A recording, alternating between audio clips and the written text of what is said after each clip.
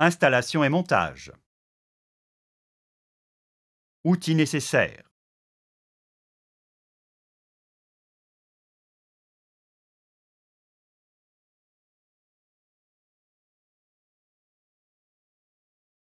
Placez le disque sur le support du moyeu en s'alignant sur les trous. Assurez-vous que la flèche mise sur le disque est bien dans le sens de rotation de la roue.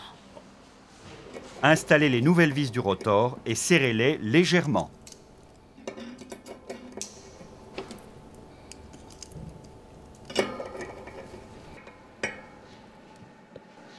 Serrez alternativement les nouvelles vis à l'image d'une étoile à 6 mètres Newton.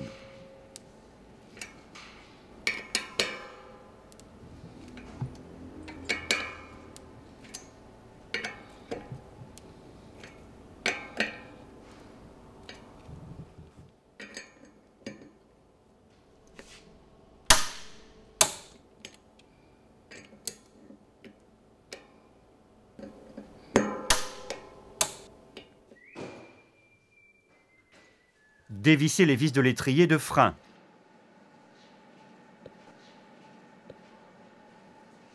Installez le corps de l'étrier sur le guidon et ajustez l'angle en fonction de votre préférence.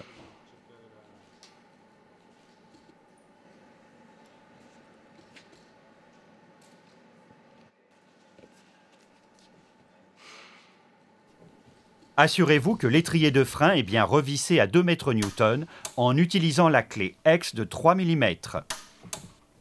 Fixez la durite à la fourche ou au cadre en respectant les points de fixation définis par les manufacturiers.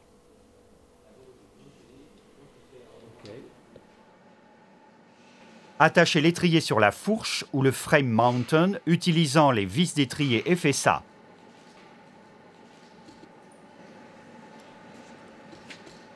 Ne serrez pas les vis et assurez-vous que l'étrier est libre de mouvement.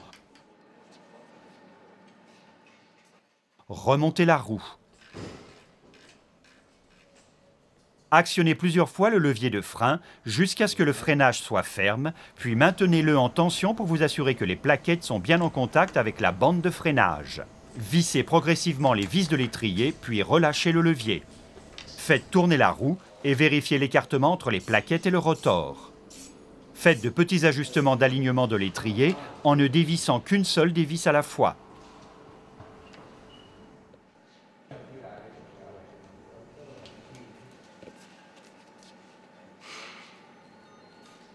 Quand l'étrier est centré, serrez les vis de l'étrier de 6 à 7 mètres Newton en utilisant la clé Allen de 5 mm.